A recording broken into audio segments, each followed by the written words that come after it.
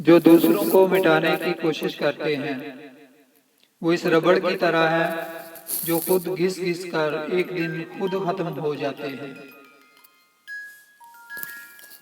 بدی کا بدلہ بدی سے دینا آسان ہے، طاقتور وہ ہے جو بدی کا بدلہ نیکی سے دے۔ نااہل اور بیوقوف کے ساتھ احسان کرنا نامناسب ہے۔ احسان کرنا بہتر ہے مگر ہر ایک کے ساتھ نہیں۔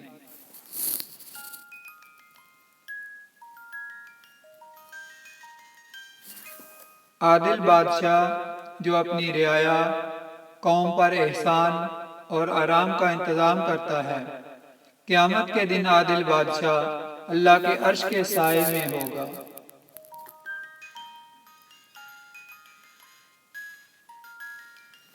مہمان اللہ کی رحمت ہے، مہمان کی دل جوئی خدمت کے لیے جان سے بھی گزرنا پڑے تو کم نہ کرو۔ آج حاتم طائی کا نام کیوں زندہ اور روشن ہے۔ جو انسان اللہ کا تابع دار بن جاتا ہے پوری مخلوق اس کی تابع دار ہو جاتی ہے۔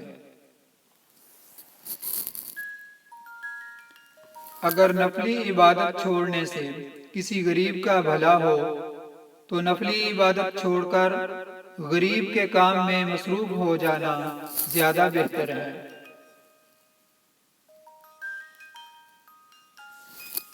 دشمن پر قابو پانے کے لیے دشمن کے دشمن سے دوستی کر لی جائے، کیونکہ بھیڑیے اگر آپس میں لڑ پڑیں تو بکریاں محفوظ ہو جاتی ہیں۔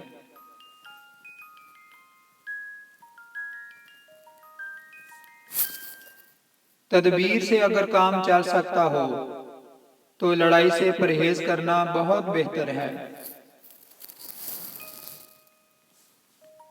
جس سے نقصان کا خطرہ ہو اس پر احسان کر دو، کیونکہ احسان اس میں رکاوٹ بن جائے گا۔